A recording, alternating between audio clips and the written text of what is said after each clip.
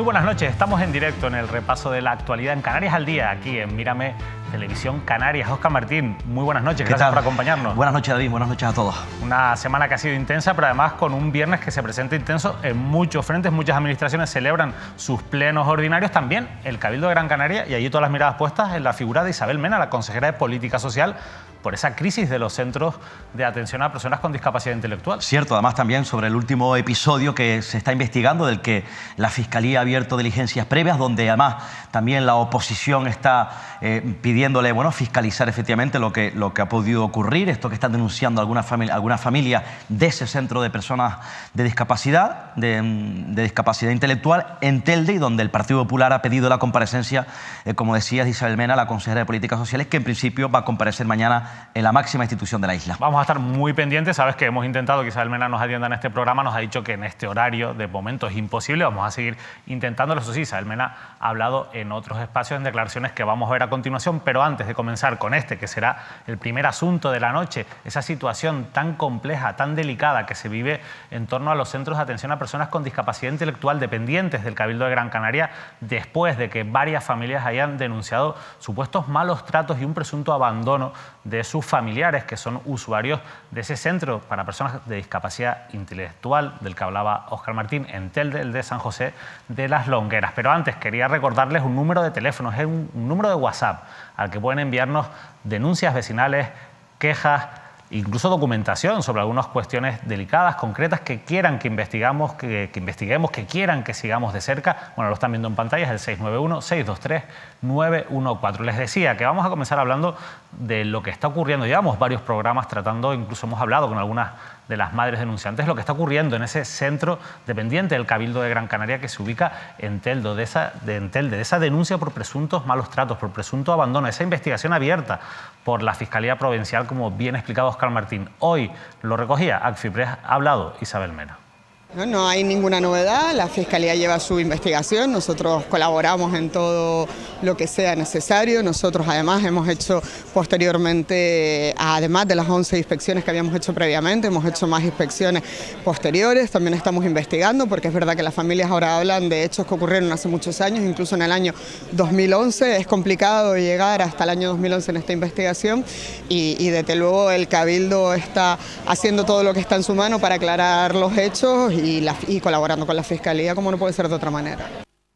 El Cabildo está haciendo todo lo que está en su mano, eso es lo que dice Isabel Mena. Veremos mañana con más tiempo, incluso pues respondiendo a las preguntas de la oposición, lo que explica la consejera de Políticas Sociales del Cabildo de Gran Canaria, Isabel Mena, quien escuchábamos en este corte. Tendrá que comparecer y lo tendrá que hacer porque así se lo ha pedido el grupo del Partido Popular en el Cabildo de Gran Canaria. Nosotros vamos a saludar a esta hora de la noche al portavoz del Partido Popular en la Corporación Insular, a Miguel Jorge Blanco. Miguel Jorge, muy buenas noches, gracias por atendernos. Hola, ¿qué tal? Buenas noches. Bueno, para posicionar un poco cuál es la postura que tiene el Partido Popular y sobre todo qué esperan del día de mañana, de esa comparecencia de Isabel Mena. Bueno, ante estos hechos que hemos conocido a través de los medios de comunicación, he de decir que nosotros tuvimos conocimiento no tanto del de San José de las Longueras, sino desde el tablero de Maspalomas, por parte de familias que también tienen a sus hijos ahí. Y de hecho, una compañera, Pepa Luzardo, se desplazó a este centro del tablero y pudo comprobar personalmente las deficiencias muy grandes que tienen los centros, tanto desde el punto de vista de la gestión como desde el punto de vista de las infraestructuras y los equipamientos que tienen los centros, ¿no? Días después saltó a la luz la denuncia de la Fiscalía y ante todos estos hechos, bueno, pues lo que hemos hecho es pedir la comparecencia de la consejera para que nos informe, ¿no?, de qué es lo que está pasando, de que si el Cabildo tenía conocimiento de esta situación y le hemos pedido además la información de todas las actas de inspección que dicen que se han realizado para ver que los técnicos del Cabildo hayan comprobado o no las deficiencias existentes, ¿no? Nos hemos reunido con las familias afectadas, algunas de las familias afectadas, y mañana lo que queremos es que salga a la luz todas las circunstancias que han ocurrido, ¿no?, por parte de la consejera.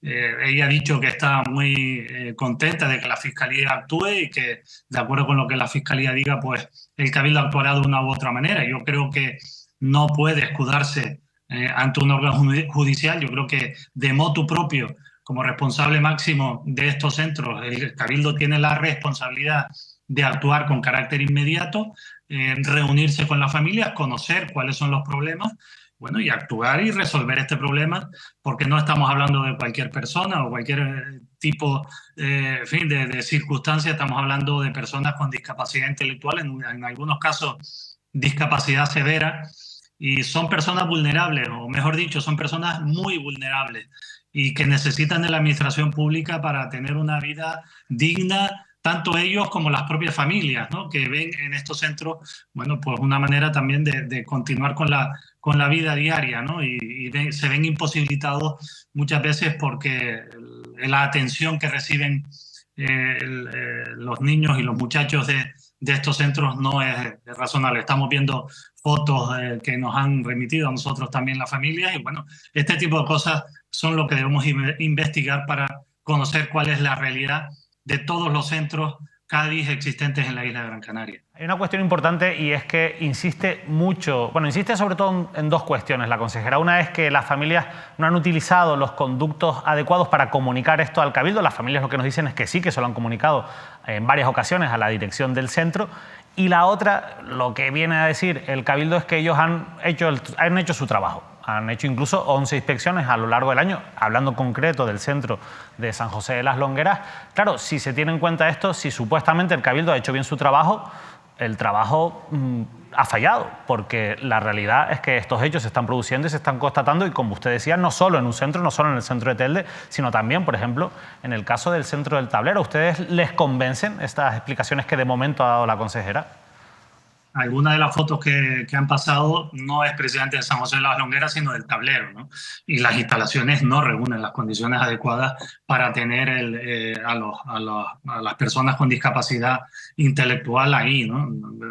En la época de los calores que hubo hace unos 15 días, bueno, pues había temperaturas altísimas, sin aire acondicionado. Los baños, han visto ustedes la situación en que se encuentran. Las cocinas, pues 3/4 de lo mismo. Los dormitorios parecen apartaderos donde duermen muchísimos niños y niñas en unas circunstancias que no son las idóneas, ¿no? Y como decía antes, si hay algún centro en el que tiene que haber un trato especial, más humano, por decirlo de alguna manera, que en otros, es este, porque estamos hablando de personas muy vulnerables, discapacitados intelectuales que en fin, que necesitan de todos nosotros para desarrollar su vida de la mejor manera posible, ¿no? Eso es lo que a mí me extraña, que digan que han realizado inspecciones, pero no se han dado cuenta en qué situación están las instalaciones. Y por otro lado, oye, pues hay un pliego de condiciones que la operadora, el concesionario del servicio tiene que cumplir, ¿no? Y a mí me gustaría saber si también por parte de los responsables técnicos del contrato existente con los centros de discapacidad, bueno, pues están haciendo las inspecciones y la vigilancia oportuna para decir que el operador o el concesionario está cumpliendo hilo por pabilo todas las condiciones que el pliego de condiciones técnicas establece.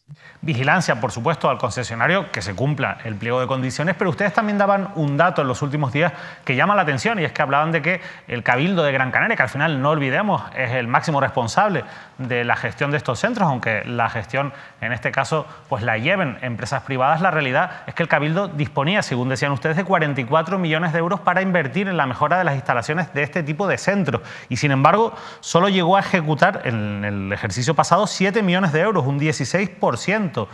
Cuando ustedes han puesto este dato sobre la mesa, ¿qué explicación les han dado? El Instituto Social tenía en el capítulo de inversiones 44 millones de euros, de los cuales efectivamente se han invertido lo que usted dijo. Pero esta es la realidad del Cabildo en general, de todos los organismos públicos y de todos los servicios. Es una bajísima ejecución presupuestaria que no hay más que ir a la liquidación del presupuesto del año 22 para comprobarlo, ¿no? Es una pena que mucho dinero se haya ido a remanentes de tesorería sin poder utilizarlos para mejorar este tipo de instalaciones que se están cayendo, ¿no? Este centro del Tablero en concreto es un centro que se inauguró, creo recordar, en el año 99 del siglo pasado, y creo que no ha sufrido ninguna mejora en las instalaciones desde aquella época. Y por tanto, bueno, los padres nos han contado cada cosa que, en fin, que no me gustaría esto sacarlas de fuera del contexto de una reunión privada con ellos, pero sí que es verdad que la administración, y en este caso el Cabildo, tiene que poner, en fin, la mayor transparencia posible, porque con transparencia averiguaremos la verdad, averiguaremos lo que ha pasado y pondremos en manos de la justicia y de la fiscalía todas las circunstancias para que se actúe si efectivamente el fiscal comprueba que existe un ilícito penal por el que hay que, en fin, imputar a quien sea. En fin, no quiero adelantar acontecimientos, pero en cualquier caso, yo creo que el que el fiscal haya abierto diligencias de oficio dice mucho de que las circunstancias o las situaciones no son precisamente óptimas, ¿no? Óscar.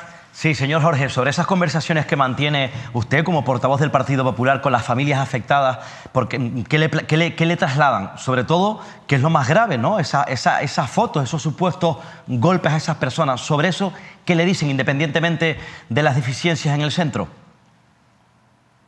Bueno, lo que nos vienen a decir en definitiva es que el servicio no se presta en condiciones adecuadas, que no hay el personal adecuado. Cuando hay poca gente para el cuidado de tantas personas, estamos hablando en algunos centros de 70 personas que duermen ahí, pero con un centro de día también funciona. Estamos hablando del entorno de 100 personas que acuden a estos centros, ¿no? Y me hablan de que hay más o menos, en fin, no son datos que yo tenga contrastados, pero ellos me hablan de que hay un vigilante y un cuidador por cada 20 pacientes. Claro, es muy difícil controlar este tipo de cosas, ¿no? Y los muchachos pues se pueden dar golpes, se pueden golpear unos con otros. Estamos hablando de personas con discapacidad intelectual que muchas veces, bueno, pues es difícil de tener un trato con todos a la vez, pero en cualquier caso sí que hay que tener una vigilancia permanente con ellos para evitar este tipo de circunstancias que estamos viendo en la foto. ¿Qué espera usted mañana de la comparecencia? ¿Qué información le gustaría recibir por parte de la señora Mena mañana en esa comparecencia en el Cabildo?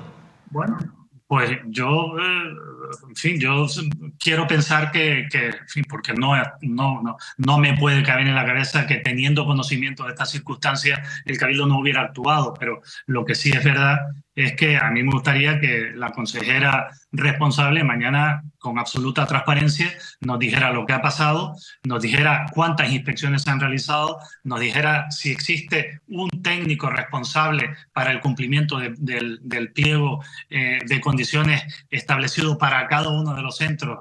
Estamos hablando de una gestión indirecta por parte de empresas, las empresas correspondientes, si existen técnicos que dirigen estos centros y exigirles las explicaciones correspondientes de por qué se están produciendo este tipo de cosas, ¿no? Mañana, además, pues una portavoz, una madre de un paciente del centro ha pedido la palabra también en el Cabildo como ciudadana para exponer cuál es la situación referida a las circunstancias que están pasando en estos centros, y tendremos la oportunidad en el mismo punto del orden del día de la comparecencia escuchar con carácter previo a esta señora para que nos cuente de primera mano, que no quiero que sea el Partido Popular el que, digamos, se arrogue toda la responsabilidad, sino que me gusta que todo el Pleno del Cabildo lo escuche de primera mano de las personas sin que haya un intermediario como nosotros en el Pleno. Pues Miguel Jorge Blanco, muchísimas gracias por habernos atendido. Vamos a estar muy pendientes de lo que ocurra mañana en ese pleno y, por supuesto, muy pendientes del desarrollo de los acontecimientos que nos preocupan y mucho en esta casa, en Mírame Televisión, de lo que está ocurriendo en esos centros de atención a personas con discapacidad intelectual. De verdad, muchas gracias. Bueno, ha sido un placer. Muchas gracias a ustedes. Óscar, situación delicada, pero sí, mañana es un día importante, sí, va a tener que dar la cara la consejera. No sé hasta qué punto va a salirse del discurso oficial que ya ha venido dando en estos días, pero es bueno que incluso también podamos escuchar a una de las madres, a una de las denunciantes, hablar allí en la Corporación Insular, en la Casa del Pueblo, ¿no? Sí, yo me imagino que la señora Mena no se va a aventurar, va a ser prudente en esa comisión. Evidentemente ya lo está haciendo, aunque sí que es verdad que le ha costado por lo menos dar la cara en los medios de comunicación cuando tiene que ser constante, casi a diario, sus comparecencias comparecencias en los medios de comunicación para que, bueno, vaya a abanderar la transparencia que requiere situaciones tan delicadas como esta. Yo me imagino que va a decir que está que el Cabildo Insular de Gran Canaria está, bueno, va a colaborar, abierto a colaborar con la justicia, como no podría ser de otra manera, con la Fiscalía, y que, bueno, que ha iniciado ese proceso de inspecciones, será cauta, pero sí que es verdad que marca un antes y un después. El pleno de mañana con la intervención, como decía el señor Jorge, de un familiar que va a contar la experiencia, insisto, que ellos están denunciando. Y por otro lado, independientemente ya en el escenario, en el tejado político, habría que ver qué recorrido va teniendo poco a poco judicial con, como decía el propio consejero del Partido Popular, la apertura de las diligencias de la Fiscalía, que es clave, insisto, en la intervención de la justicia. Claro, decía, esto viene incluso hasta de 2011, hay Sí. que tirar para atrás. Recordemos que Isabel Mena fue la consejera de Política Social en el pasado mandato, pero que antes Sí. de ella también hubo otra socialista, Elena Mañez, Cierto. que también estuvo al frente de ese área en el Cabildo. Si hay que buscar responsabilidades y tirar para atrás, pues habrá que tirar para atrás, Óscar, pero habrá que llegar hasta el punto en Sí. el que se vienen, desde el que empiezan a producirse y se vienen produciendo estos hechos. Sí, ¿no? eso, los gobiernos, los últimos gobiernos, en este caso de Nueva Canarias, con el Partido Socialista, más Nueva Canaria, que ya saben ustedes, Antonio Morales gobernó en el Cabildo de Gran Canaria, y que Ángel Víctor Torres fue el vicepresidente, además también en la cuota del PSOE de esa institución de la isla, insisto, y ahora también, bueno, en esta última etapa con Miguel Ángel Pérez, el propio Antonio Morales, y ahora con Augusto Hidalgo como vicepresidente representando al PSOE, que son los socios del gobierno insular de Nueva Canaria. Lo que venía a decir es que aquí no le pueden tirar la pelota a otro Claro. partido, al que estaba antes, porque esto es una herencia. Bueno, aquí llevan gestionando los mismos, Sí. ese Cabildo Insular y, por supuesto, también ese Instituto de Atención Social y Sociosanitaria. Bueno, vamos a continuar, Óscar, vamos a continuar porque, bueno, ustedes, si son conductores y tienen un vehículo, saben de sobra que por ley es completamente obligatorio tener un seguro de responsabilidad civil que pueda cubrir los daños a terceros. Esto es una cuestión de primero de tráfico, lo sabemos todos los que tenemos un carnet de conducir o tenemos algún vehículo. Bueno, pues quien no lo tiene muy claro, por lo visto, es el Ayuntamiento de Las Palmas de Gran Canaria. Creo que ven este titular que nos ha llamado la atención en Atlántico hoy. Los vehículos de limpieza en Las Palmas de Gran Canaria circularon durante 2 meses sin seguro. El Ayuntamiento de la capital lo reconoce en un documento al que ha tenido acceso Atlántico hoy. La realidad es que, bueno, aunque esto pueda parecer una anécdota, no lo es tanto si se tiene en cuenta que durante 2 meses esos vehículos de limpieza no tenían seguro y que hubiera pasado. Nos preguntamos nosotros de tener cualquier tipo de siniestro, de accidente, de daños a terceros sin tener posibilidad de cubrir esa responsabilidad civil. Bueno, esto ocurrió porque, entre otras cosas, se retrasó el pago al consorcio del seguro y, por tanto, bueno, pues estuvieron pues sin cobertura durante esos 2 meses. Óscar, llama la atención sobre todo que esto pueda ocurrir en una empresa concesionaria, en la administración de un ayuntamiento como el de Las Palmas de Gran Canaria. Claro, empresa concesionaria que depende, efectivamente, como dices, del ayuntamiento, en este caso de la administración local. Desde luego, a mí me parece una negligencia política, porque es una irresponsabilidad teniendo en cuenta, primero, una responsabilidad para los ciudadanos, vecinos y vecinas de la ciudad de Las Palmas, que además también, ya saben ustedes, ellos pagan sus impuestos, que al final son los que tienen el mando en la ciudad, repito, los vecinos y vecinas, independientemente de los que están al frente del poder, y por otro lado, en este caso, a los propios trabajadores. ¿Por qué? Porque, como decías, David, efectivamente puede haber algún tipo de circunstancia, algún tipo de episodio, algún tipo de incidente que eso le correspondería, que supondría un golpe duro para las arcas municipales. Insisto, me parece una negligencia política y que además lo haya asumido de esta manera el propio Ayuntamiento de Las Palmas. Me parece imperdonable. Sin duda, imperdonable. Bueno, buen trabajo periodístico de los compañeros Atlántico hoy. Bueno, pues descubriendo este tipo de cosas que uno piensa que es imposible que ocurran en la administración pública o en grandes empresas que trabajan para las administraciones públicas y, sin embargo, bueno, pues ahí están viendo, ustedes no se descuiden de pagar el seguro porque es fundamental, ya les digo que por ley es completamente obligatorio.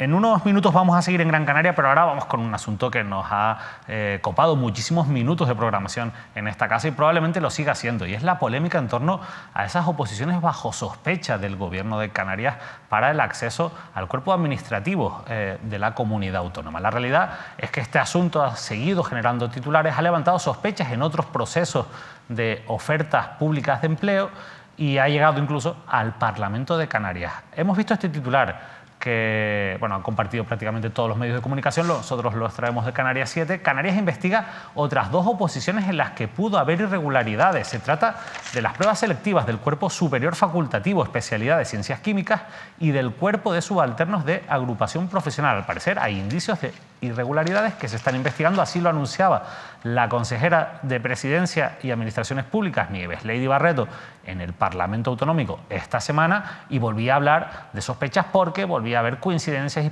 presuntos vínculos con la exdirectora general de Función Pública del Partido Socialista. Óscar, el gobierno, por un lado, sigue abriendo, digamos, el abanico de las sospechas y esas investigaciones internas. Recordemos que ya en el caso de esas polémicas oposiciones del cuerpo administrativo se acabó formalizando una denuncia. Veremos qué ocurre con estas otras dos oposiciones bajo sospecha. Sí, en este caso esas oposiciones de administrativos de la comunidad autónoma que están en el juzgado. Ya, insisto, lo denunció Francisco Rodríguez, el actual director general de Función Pública. Por tanto, el gobierno autónomo trasladó esas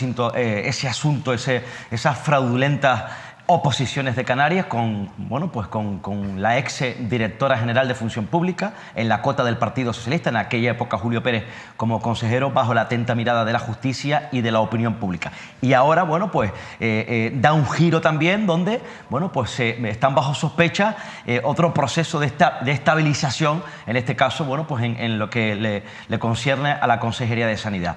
Insisto, habría que ver qué recorrido tiene, ya cuanto menos parece sospechoso, cuanto menos alarmante, y esto es un asunto preocupante, repito, porque se está poniendo en jaque la función pública y se está poniendo en duda pruebas selectivas públicas de estas características, y además se está tirando por tierra, está atentando, en este caso, con la ilusión, el esfuerzo y el trabajo de muchos opositores en Canarias. Sí, sin duda el desánimo y el desaliento que se está generando con todo este tipo de hechos que están trascendiendo la opinión pública es muy importante. Nosotros hemos hablado con algunos especialistas, incluso lo hemos hecho aquí en directo para intentar lanzar un mensaje, si se puede, de calma, de paciencia ante esta situación. Pero hablaba Óscar de esa tercera vía, porque hemos hablado de esas oposiciones, digamos, las que levantaron la liebre, las que están ya en el juzgado, las dos que ahora ha anunciado Nieves Lady Barreto, la consejera de Administraciones Públicas, que se están investigando.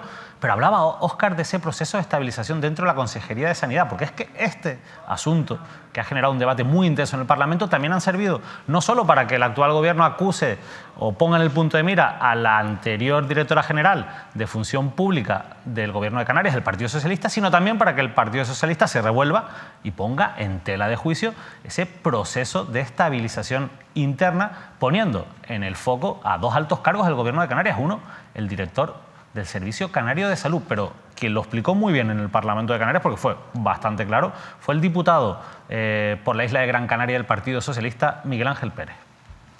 ¿Es usted consciente, señora consejera, de que el señor Carlos Gustavo Díaz Pereira, director del Servicio Canario de Salud, y que el señor José Ángel González Díaz, director de Recursos Humanos, ambos máximos responsables del proceso de estabilización, quienes toman las decisiones y quienes valoran los criterios que se van a aceptar y cuáles no, quienes tienen la capacidad de decidir directa e indirectamente en el proceso, se presentan uno a 4 procesos de estabilización y otro a 8, y resulta que delegan la firma de estos servicios en una subordinada que, según usted ha dicho en su intervención, es la que lleva el peso de los procesos. Claro, dos señores que son los que controlan todas las oposiciones y concursos de este proceso de estabilización se presentan a varios procesos que ellos dirigen para conseguir una plaza. Hablaba el señor de HI de seguridad jurídica. ¿Qué seguridad jurídica?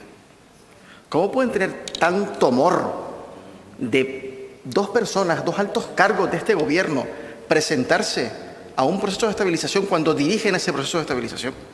Y cuando ganen su plaza, ¿qué van a hacer? ¿Van a cesar en su cargo para tomar el nombramiento para volver a ser nombrados? Es que, de verdad, es un verdadero despropósito. Es decir, yo le aseguro que si yo fuese opositor y me encontrase en esta situación, para mí sería raro, no, sería rarísimo que un señor que se presenta a competir conmigo esté en estas condiciones. Y luego resulta que ustedes vienen a este Parlamento en todas sus intervenciones repitiendo seguridad jurídica, mérito, capacidad, igualdad, eficiencia, eficacia, competitividad. ¿De qué me están hablando? ¿Pero ustedes son conscientes del esfuerzo de las personas que se presentan a esta oposición? Lo decía antes el señor de Nueva Canarias. Miren, desde esta tribuna les exijo la dimisión del director del Servicio Canario de la Salud y del director general de Recursos Humanos.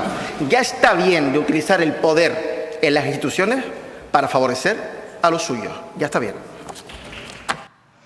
Bueno, la verdad que contundente la intervención de Miguel Ángel Pérez. Esa última reflexión es aplicable prácticamente por lo que estamos viendo en estos procesos selectivos a todos los partidos políticos. Ya está bien de utilizar el poder para favorecer a los suyos, como decía el diputado del Partido Socialista. Pero, por supuesto, hubo respuesta de la consejera de Sanidad, Esther Monzón. Muchas veces pienso cuando estoy ahí sentada que hay un dicho que dice que se piensa en ladrón que todos son de su misma condición. Recuerdo un caso de directora general de Función Pública en la legislatura pasada que no hizo uso de ese artículo 23-24, no se abstuvo y no hago como usted, nombrar con nombres y apellidos a las personas para hablar y decir falsos testimonios en esta Cámara, que creo que se merece el respeto de todos. Yo me abstengo de dar nombres, pero la realidad está ahí y en este caso no entro ella, sino sus familiares. En definitiva, lo voy a dejar aquí porque creo que este proceso es lo suficientemente serio, que se están haciendo efectivamente con todas las garantías legales, con toda la seriedad del mundo, haciendo uso del marco legal, que es como nos gusta hacer a nosotros las cosas. La Dirección General de Recursos Humanos del Servicio Canario de la Salud lleva muchísimos meses trabajando en los 3 procesos de estabilización y en esta nueva OPE que por fin pudimos desatascar, como comenté antes.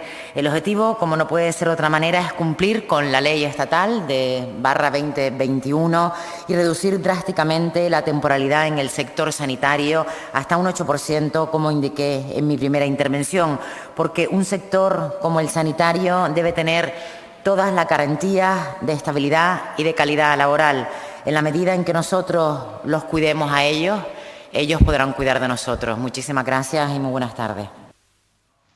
La consejera de Sanidad en el Parlamento de Canarias, Óscar, la verdad es que hemos llegado a un punto ya de acusaciones que evidentemente estamos hablando de cuestiones muy graves. Sí.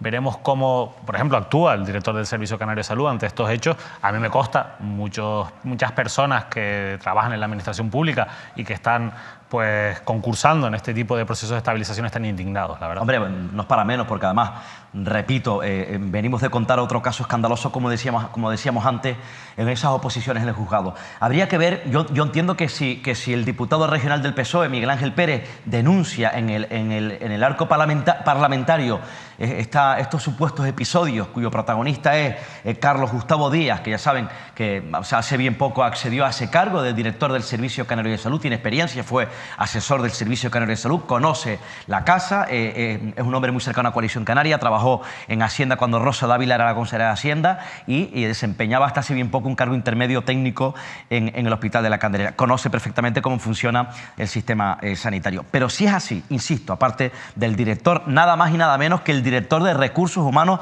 de la Comunidad Autónoma. Son 2 altos cargos muy potentes en la Consejería de Sanidad. Pero como dice el propio Miguel Ángel Pérez, que lo denuncia en el arco parlamentario, entiendo que esa información tiene veracidad, insisto, porque lo dice un diputado, repito, en el arco parlamentario.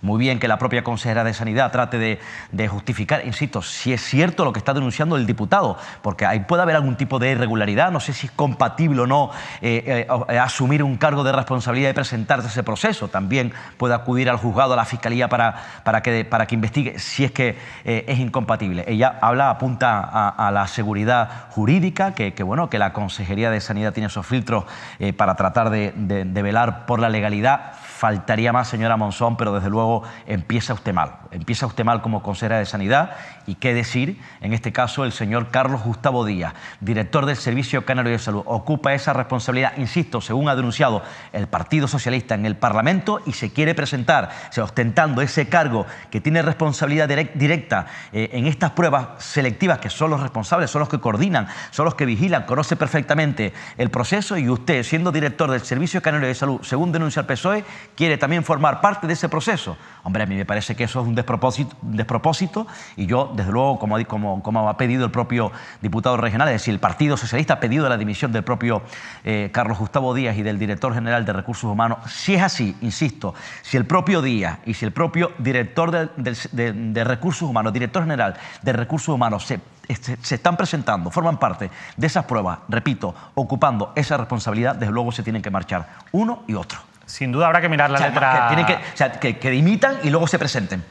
pero lo que no pueden es asumir esa responsabilidad y presentarse a unas pruebas selectivas de su misma consejería. Insisto, que son los máximos responsables de estas pruebas selectivas en la comunidad autónoma. Me parece escandaloso. Y luego, si Canarias es esta, si esta es la Canarias que queremos, o la Canarias que ellos van a dirigir a partir de la coalición canaria del Partido Popular, que baje Dios y lo vea. La verdad es que la imagen que se está dando, por supuesto que nos ayuda pues a mantener, ¿no?, esos valores tan importantes que está en la Constitución, de la libre concurrencia, de la igualdad, de que los méritos, de que se valoren las capacidades realmente, y no solo, digamos, las posiciones de privilegio que puedan tener, las relaciones, los vínculos con personas que estén en los tribunales. La verdad es que es muy duro todo lo que está ocurriendo para todas esas personas que, como bien se decía ahí también en el Parlamento, están haciendo esfuerzos por opositar. ¿No? Por cierto, David, en cuanto a las oposiciones, que ya son varios casos, como decimos, bajo la atenta mirada de la opinión pública, el sindicato SEPCA, el Sindicato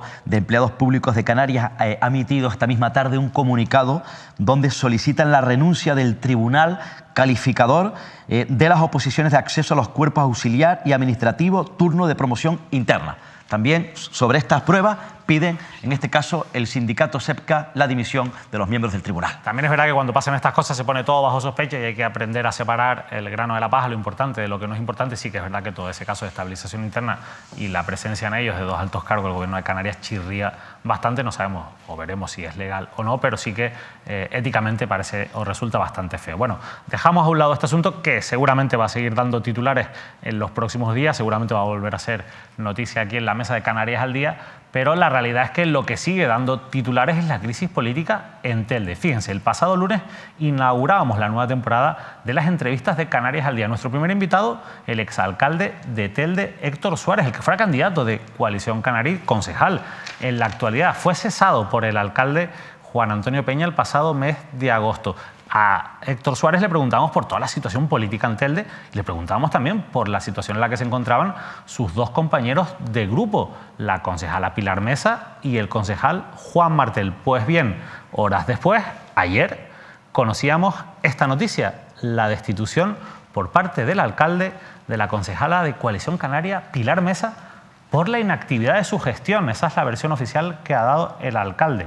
La edila asegura, sin embargo, que el regidor falta a la verdad y que desde agosto ha dado más de 200 instrucciones y que el regidor municipal ha ejercido desde entonces un puenteo continuo, dando órdenes contrapuestas. La realidad es que Pilar Mesa ya en algún medio de comunicación había denunciado esa situación en la que se encontraba después de la destitución de Héctor Suárez y ese ninguneo del que hablaba por parte del alcalde. Lo cierto es que ahora el alcalde la destituye en base a una supuesta inactividad. Para que ustedes hagan, si están haciendo cuentas ahora mismo, el alcalde sigue teniendo mayoría porque de momento Juan Martel, el tercero de esos tres miembros del grupo de Coalición Canaria en el Ayuntamiento, se mantiene a esta hora de la noche dentro del gobierno municipal. Saben que Juan Martel no es un militante, aunque sí que fue en la lista de Coalición Canaria, sino de otra agrupación distinta y, claro, eso le deja en una situación complicada, pero también situación complicada en la que ha quedado Pilar Mesa y nosotros queremos escuchar a la concejala del Ayuntamiento de Telde para conocer su versión, por supuesto, versión que también vamos a intentar contrastar con el propio alcalde. De momento vamos a escuchar a Pilar Mesa. Pilar, muy buenas noches, gracias por atendernos. Muy buenas noches. Gracias a ustedes por llamarme y por también dejar que pueda dar mi versión. La versión del alcalde es que usted ha sido destituida por inactividad, por no trabajar. Usted dice que eso es mentira. ¿Por qué? Por supuesto que es falso porque yo llevo trabajando desde que, nosotros esperábamos porque pedimos el cese desde el grupo municipal, del cese en el gobierno, en el pacto de gobierno, y pensábamos que el cese iba a ser inminente. No lo fue así y entonces yo decidí seguir trabajando hasta que sucediera. Desde que nunca he dejado de trabajar, es decir, aunque el día 18 de agosto cesaron a mi compañero Héctor Suárez, yo he seguido trabajando de la misma manera. Y de hecho yo tengo pruebas de todas las tareas que he realizado durante cada día y en todas mis concejalías. No le dice que yo no he estado trabajando porque hay días que he estado en mi despacho, 2 días a pie de calle, con los ciudadanos, asociaciones vecinales, e incluso no hace mucho se puede tirar de hemeroteca a corto plazo, donde el alcalde decía que él no me quería cesar porque precisamente estaba haciendo una buena gestión, por lo que se contradice él mismo. Pilar, si la versión oficial es falsa, según lo que usted nos ha contado, ¿por qué la ha destituido el alcalde?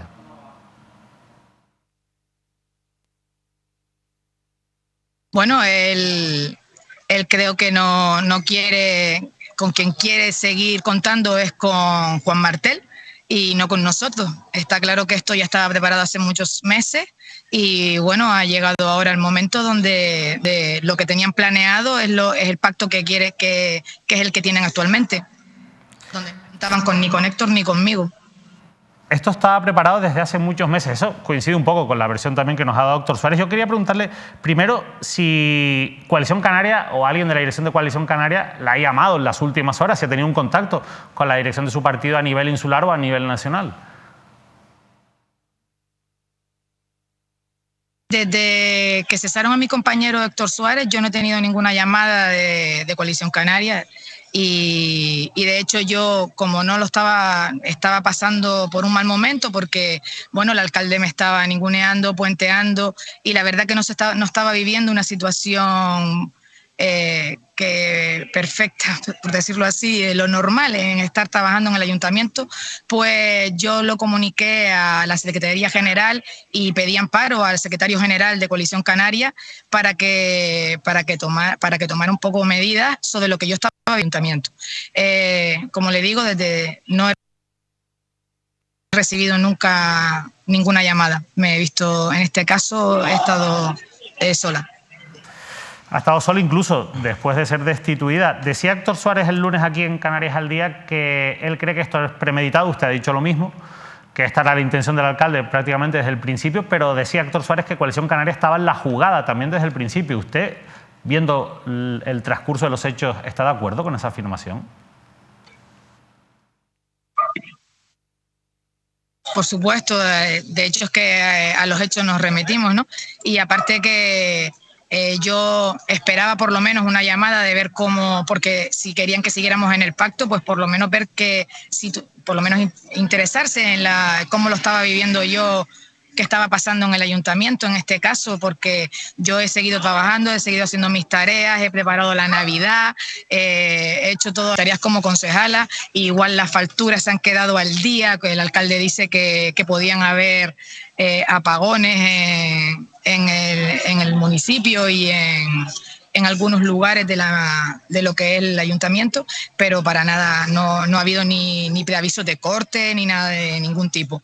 Y sobre lo que él decía, incluso sobre apagones que hubieron por la lluvia, pues son casos habituales que hay que pasan con la lluvia, porque el municipio de Telde tiene más de 18.000 farolas y es normal que cuando caen 4 gotas pues pasa que hay apagones, pero bueno, que precisamente los que han habido el martes yo lo tenía ya todo hablado con la empresa y se habían solucionado en 48 horas prácticamente todos los que nos habían avisado. Pero bueno, que yo entiendo que no sé si es que en este caso pues estaban más ocupados sé que hay problemas con la inmigración, con los colegios y todo esto, y a lo mejor yo no era algo tan importante. Pilar, ¿piensa continuar con su acta durante todo el mandato o después de esta destitución se está planteando renunciar? No, yo voy a seguir con mi acta de concejal, voy a seguir en la oposición y voy a seguir trabajando por el municipio de Telde. Yo me presenté para eso y pienso continuar así y haré mi tarea desde la oposición. Óscar. Sí, señora Mesa, le han pedido ustedes al señor Martel, que fue en la lista de Coalición Canaria, aunque forma parte de Más por Telde, le han pedido que se marche. ¿Qué les traslada él a ustedes, a los miembros de Coalición Canaria, como motivo o como hecho para justificar que se mantiene apoyando ese gobierno Xhuca-Partido Popular? Él se presentó con nosotros en las listas de Coalición Canaria para las elecciones, y nosotros desde el grupo municipal le hemos solicitado desde el minuto 1 que fue cesado nuestro compañero Héctor Suárez, hemos hecho unas reuniones y él no ha venido, lo hemos citado a esas reuniones y él pues no ha venido a ninguna, y entendemos pues que él está yendo por su independiente en este caso, pero en este caso nosotros lo hemos citado y nos hemos reunido dentro del grupo municipal, lo que él no ha venido a ninguna reunión. Ya, dígame una cosa sinceramente, ¿por qué cree usted, cuál es el fin, el objetivo de Coalición Canaria de montar rápidamente una gestora en Coalición Canaria en Telde, que como hemos dicho siempre es la organización más importante de Coalición Canaria en esa isla? De hecho, creo que es la organización que más el municipio que más afiliados tiene de Coalición Canaria en Gran Canaria. Bueno, yo creo que en este caso ha sido quitar a Héctor Suárez, que es un gran rival y que lo verán así porque es un gran político y de hecho se puede demostrar con todos los afiliados y todos los seguidores que hemos tenido también en nuestras elecciones en el municipio de Telde. Creo que ese ha sido lo principal, el quitarlo a él y en general a los que estábamos en Telde. ¿Están pensando ustedes abandonar Coalición Canaria en caso, teniendo en cuenta a los seguidores, la fuerza que tiene el señor Suárez, como dice usted, en caso de abandonar Coalición Canaria en un futuro a corto plazo, ¿estarían dispuestos ustedes juntarse y montar una organización política? Ahora mismo nosotros lo que queríamos era que el grupo municipal pues dejara de pertenecer al Pacto de Telde, porque esto no fue lo que se acordó en un principio cuando se firmó. Se ha faltado a todo lo que se había hablado en su momento y no nos hemos planteado nada de eso. Simplemente pues lo que queríamos era salir del pacto y esperar que pues de esa manera que no cesaran a tanto a Juan Martel como a mí. Y bueno, el alcalde él me comentó que me quería cesar a mí y que no iba a cesar a Juan Martel, que esa iba a ser su decisión.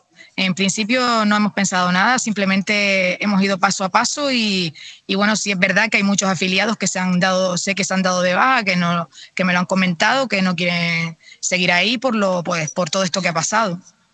Y señora Mesa, ante esos afiliados que se dan de baja, ante esa gestora, ante esa situación de Coalición Canaria en Telde, ¿qué futuro le ven ustedes a la asamblea local? O sea, ¿realmente hay capacidad para rearmar Coalición Canaria y volver a presentarse dentro de 4 años a unas elecciones con una nueva dirección local, con un nuevo candidato o candidata? ¿O ustedes creen que la estrategia de Coalición Canaria quizás va más por el lado de acabar siendo un partido coaligado a otra, como ha ocurrido en Mogán y como podría ocurrir aquí con Ciuca, con el propio alcalde, con el señor Peña? ¿Cree que van por ahí los tiros? Puede ser que eso sea lo que pretendan, porque realmente le puedo decir que lo que no están de acuerdo los afiliados es porque cuando Héctor Suárez se eligió en una asamblea general donde hubo unas elecciones y no entienden por qué de buenas a primeras pues se hace una gestora cuando además hay gente que en esa gestora que ni siquiera las conocen los propios afiliados. Entonces no sé si será eso uno de lo que será lo que pretenden, pero en principio los afiliados sí que me han comentado ese descontento porque para eso se hacen las elecciones. Y una última cuestión, los otros 2 socios del pacto de gobierno, Partido Popular y Más por Telde, ¿no se han pronunciado sobre esta situación? ¿Han hablado con usted, por ejemplo, personalmente o realmente aquí no pintan nada, aquí todo lo decide el alcalde?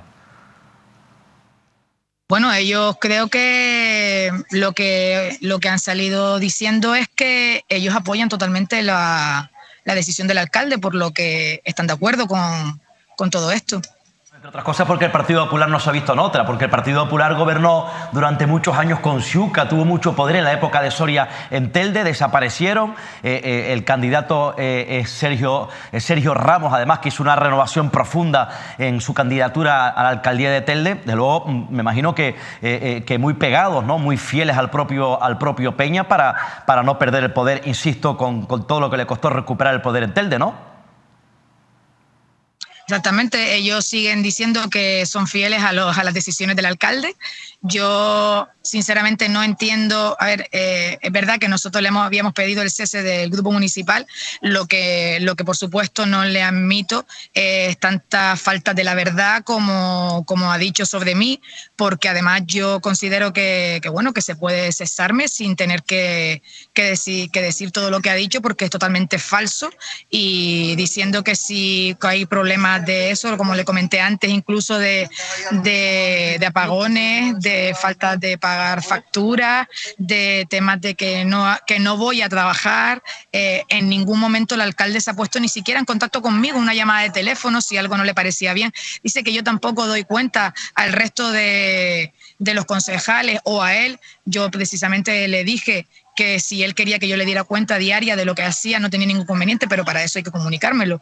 Pero no tengo llamadas de él, como lo que sí es verdad, que yo cada vez que daba todos los días, pues tenía instrucciones de trabajo a las empresas y ellos me decían muchas veces que estaban trabajando para cosas que le había pedido el alcalde, por lo que por eso no podía trabajar de una manera correcta, porque si se mandan cosas cuando hay urgencias o pues se quedan esas urgencias aparcadas, precisamente porque entiendo que el alcalde, bueno, es el que manda, pero no entiendo que si tengo delegadas las concejalías, tanto él como Juan Martel, que los dos me han puenteado y han hecho actos incluso mandando directamente a las empresas de alumbrado, por ejemplo, para hacer cosas en actos que yo no he tenido conocimiento. Entonces creo que eso no está bien y por eso yo sí que denuncio que eso no es correcto, es falso todo lo que ha hecho sobre mí, y sí que eso me parece que si hace 2 o 3 semanas decía que estaba contentísimo conmigo y con mi gestión,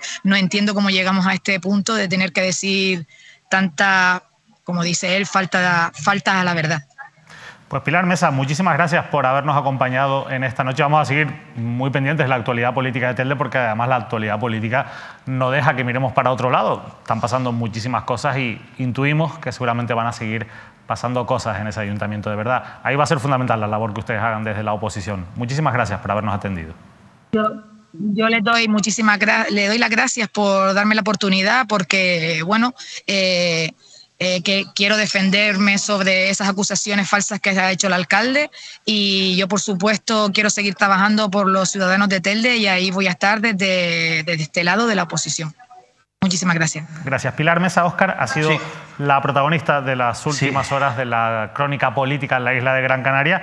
Vaya lío que hay montado en Telde. Sí, sin duda. Además, yo creo que ella denunció hace tiempo sentirse ninguneada por parte del propio alcalde, el señor Peña, insisto, alcalde de este municipio de Siuca. Yo creo que el señor Peña lo que quería, según denunciaba la señora Mesa, es que se fuera aburriendo y que diera un paso atrás y que se marchase. Porque además también desde un primer momento, cuando Héctor Suárez, cuando fue cesado y que, bueno, pues pidió al resto de concejales que se marcharan, una de las que primero le pedía, porque así lo acordó la Asamblea de Coalición Canaria en Telde, es que se marcharan. Ella se mantuvo, bueno, siguió siendo leal a su trabajo, en este caso al propio Peña, pero al final el alcalde parece que logró su propósito, es decir, aburrirla, y bueno, pues al final ella se sentía incómoda y tomó la decisión, que es la que quería tomar como último fin, de cesar, repito, a la señora Mesa. Por cierto, antes hablaba de Sergio Ramos, el vicealcalde del Partido Popular, concejal en el Ayuntamiento de Telde. Saben que el señor Ramos es senador del Partido Popular, una nueva legislatura, lleva ya 2 mandatos en el Senado por la isla de Gran Canaria. Parece que en las últimas horas ha tenido un tropiezo político, porque como ha trascendido, el propio Ramos ha registrado una pregunta en el Senado para preguntarle al Gobierno de España, para cuestionarle al Gobierno de España, según la pregunta, de por qué no había informado al Ayuntamiento de Telde de la puesta en marcha de un centro, de un recurso provisional en Salinetas, en Telde, porque él lo que está pidiendo es que el Ayuntamiento de Telde, es decir, su gobierno, Siuca y el Partido Popular, se enteraron una vez estaba el recurso puesto. Parece ser que el tropiezo es que, según ha trascendido, ese recurso no lo pone el Gobierno de España, no corresponde a la delegación del Gobierno, sino a su gobierno en Canarias, que es Coalición Canaria, Partido Popular, Clavijo, Manuel Domínguez. Nos parece que no ha habido mucha comunicación con el líder del partido en Canarias, con el presidente Manuel Domínguez, en este caso. Cierto. La verdad, llamativo, interesante ese dato, Óscar. Nosotros seguiremos hablando de la crisis política en Telde y vamos a seguir, por supuesto, buscando la versión oficial. Queremos hablar con el alcalde, con Juan Antonio Peña de Siuca. Estamos en conversaciones, pero son tantas las cosas que han pasado en Telde que lo que queremos es que el alcalde de Telde venga aquí y se siente en el plató de Canarias al Día para, en una entrevista en profundidad como la que tuvimos con Héctor Suárez el pasado lunes, poder preguntarle y buscar respuestas sobre toda esta marejada política que vive el segundo municipio más importante de la isla de Gran Canaria. Hay predisposición por parte del alcalde, solo falta cerrar agendas, así que muy pronto tendremos a Juan Antonio Peña, el alcalde de Telde, aquí en los estudios de Canarias al Día, estamos convencidos. Pero antes de irnos a publicidad hay un asunto que es importante, vamos a irnos a la isla de La Palma, porque allí siguen el descontento por parte de los afectados y siguen las dudas en torno a por qué no se han aprobado esos decretos para la reconstrucción de la isla, esos decretos urbanísticos que tanto, bueno, pues se manosearon durante la pasada legislatura en el Parlamento de Canarias y que han vuelto a ser polémicos en la jornada del Pleno de la Cámara Autonómica de esta semana. Y la propia consejera Nieves Lady Barreto, que como saben, pues uno de los pesos pesados de Coalición Canaria en la isla de La Palma, consejera de Administraciones Públicas, pero fuera un poco, digamos, de su contexto, venía a hablar de irregularidades por parte del Partido Socialista en la tramitación de esos decretos y de haber ocultado documentación, acusaba al anterior gobierno de haber ocultado documentación sobre la situación de la tramitación de esos decretos urbanísticos tan esperados y tan importantes para la isla de La Palma. Vamos a escuchar a Nieves Lady Barreto. A mí me parece alucinante que usted venga aquí a preguntar por esto, no por la pregunta en sí, sino por el contenido de su intervención. Usted sabe y es conocedora, igual que lo es el Gobierno, igual que era el señor Balbuena, que ambos decretos tienen advertencias de irregularidades. Pregunte usted dónde están los informes. Fíjese usted, eso se lo pregunto yo. Ni en la Consejería de Agricultura, ni en la Consejería Política Territorial aparecen los documentos que nos han tenido que volver a remitir. El Gobierno de España, a través del comisionado, nos manda el documento de advertencias de irregularidades. Se las resumo. Por invasión de competencias estatales, de varias leyes estatales, por visos de inconstitucionalidad, especialmente por la invasión que se hace del derecho a la propiedad privada, ambos decretos de exigencia de evaluación ambiental, exigencias para corregir contenido y aclarar aspectos que son irregulares. Eso lo dicen los ministerios. Esa información la tenía usted, la tenía el señor Balbuena. No aparece en la consejería. Pero es más, Europa. En Europa, escasamente el viernes, nos han vuelto a reiterar la preocupación que tienen por la posibilidad de los recursos ya advertidos judiciales contra el decreto de reparcelación agraria, el de concentración. Y hacen referencia a un informe que tiene la consejería que tampoco aparece. ¿Dónde están los informes, consejera? Porque nosotros cuando llegamos tuvimos que pedirle al Gobierno de España y ahora información a Europa sobre las irregularidades para salvarlas. Los decretos se van a aprobar, no le quepa duda. La pregunta sería, ¿por qué no los aprobaron ustedes? Porque ustedes tenían la información y no la contaron. Ustedes jamás vinieron a sede parlamentaria ni a ningún medio de comunicación a decir por qué no aprobaron los decretos. De eso nos enteramos después, afortunadamente gracias al comisionado y ahora gracias a Europa. Y en eso estamos trabajando, no le quepa duda de que se van a aprobar. La que preguntaba era la anterior consejera de Agricultura del Gobierno de Canarias, Alicia Van Ostende. Y bueno, entre dos palmeras anda el juego. Sí, en este caso la política palmera Nieves Lady Barreto le planteaba la que hasta hace poco era consejera del Gobierno de Torres, consejera de Agricultura, Ganadería y Pesca, que como saben ustedes también envuelta en algún que otro caso polémico. A mí me parece esto preocupante y esto no es buena noticia para los palmeros. Primero, por el retraso que suponen los procesos, el proceso de recuperación de La Palma, que ya hay falta de agilidad, hay falta de eficacia, que hay mucha burocracia y va muy lento todo. Y el hecho de que ya se detecten supuestas irregularidades, según denuncia la propia consejera de Coalición Canaria en ese tipo de decretos, me parece preocupante, insisto, porque retrasa aún más, repito, lo que puede conllevar a todas las ayudas en este proceso de recuperación de la isla de La Palma. Desde luego, esto no se lo merecen los palmeros, no se lo merecen los vecinos y vecinas del Valle de Aridane. Y genera inseguridad jurídica, claro, dudas en el procedimiento, y retraso, falta de transparencia, retraso, más problemas. Y da la sensación como que a medida que se ha ido apagando el volcán, pues la realidad es que también se ha ido apagando el interés político por buscar una solución, y La Palma sigue con muchos de los mismos problemas que tenía hace un año, ¿no? Sí, que por cierto, Coalición Canaria fue muy crítica con el gobierno del PSOE y con el gobierno del PSOE y del Partido Popular, y que políticamente le salió bien la jugada a Coalición Canaria en La Palma, ganó la mayoría absoluta y arrasó en gran parte de los ayuntamientos de la Isla Bonita. Ahora bien, con esa mayoría absoluta, Sergio Rodríguez, presidente del Cabildo, en este caso el PASO, Coalición Canaria y los Llanos de Aridane, tienen ahora esa responsabilidad de lo que prometieron en campaña, agilizar y darle un empujón, repito, a ese proceso de recuperación del Valle de Aridane después de los efectos del volcán.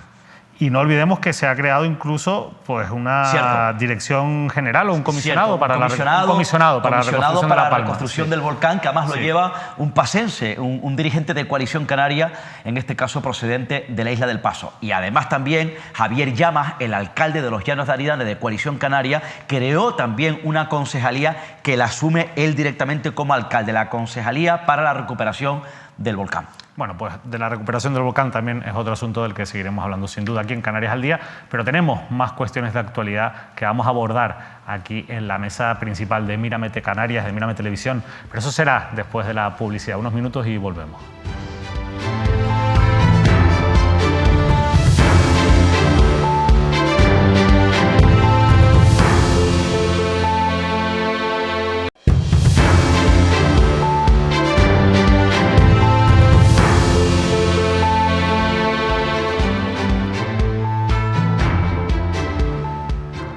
Continuamos en Canarias al Día en el repaso de la actualidad y seguimos muy pendientes de la situación social que vive la comunidad autónoma. Sobre todo después de conocer los últimos datos de ese informe AROPE que sitúan a Canarias como la segunda comunidad con una mayor tasa de pobreza del país, con un 36% de la población en riesgo de pobreza. Esos son más de 700.000 canarios y canarias. Vamos a ver algunos de los datos que nos ha dejado este informe. Canarias es la segunda comunidad, como les decía, después de Extremadura, con el mayor número de personas en situación de pobreza o exclusión social. 787.860 personas. También Canarias es la primera comunidad con más menores en riesgo de pobreza. Los menores, los niños y las niñas están siendo muy afectados por la pobreza. 376.570 niños y niñas y adolescentes. O el 30% de las personas con discapacidad, también otro de los sectores vulnerables que paga la factura de la pobreza, está en riesgo de pobreza o exclusión social frente al 22,7% de las personas sin discapacidad. La verdad que los datos son demoledores, los datos vuelven a corroborar una situación, un problema estructural que tiene Canarias. Es verdad que algunos expertos hablan de una leve mejoría a la que se han agarrado, incluso también algunos gestores públicos, pero los datos nos siguen colocando en una situación crítica. Sobre este asunto ha hablado también Francisco Candil, que es el viceconsejero de Bienestar Social del Gobierno de Canarias. Estos son datos que, arrojan algún elemento positivo, desde luego no para tirar voladores, pero sí para pensar que en Canarias estamos acertando en algunas de las medidas.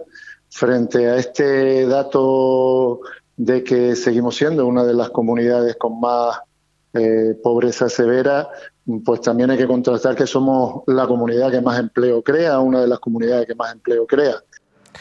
Noticias, algunos datos positivos, hay cosas que se están haciendo bien. Óscar, es complicado lanzar un mensaje optimista con estos datos, la verdad. Esto no se cree. Es decir, a mí me parece incluso hasta en el Día de los Santos Inocentes sería complicado creer en lo que acaba de decir el propio Candil. A mí me sorprende que Candil en este caso haga ese tipo de valoración o interpretación, porque Francisco Candil conoce perfectamente las políticas sociales. Es el viceconsejero de Derechos Sociales y en la época cuando gobernaban en otros mandatos, en el anterior no, sino en el anterior, con el pacto Coalición Canaria Partido Socialista, el propio Candil fue viceconsejero de Derechos Sociales cuando la propia Cristina Valido era consejera de Asuntos Sociales y ya en su momento ocupó también hace muchos años un cargo en el gobierno autónomo. Digo porque conoce la administración y, repito, conoce bien las políticas sociales. De luego, no sé qué valor o qué dato positivo tiene este informe y no sé a qué se refiere cuando dice el señor Candil que algo se está haciendo bien, que están teniendo eficacia o efecto las medidas empleadas por la Consejería de Derechos Sociales, cuando, repito, con el paso del tiempo la pobreza se ha ido cronificando aún más. Si los datos han ido aumentando después de hace muchos años, repito, donde sitúa a esta comunidad autónoma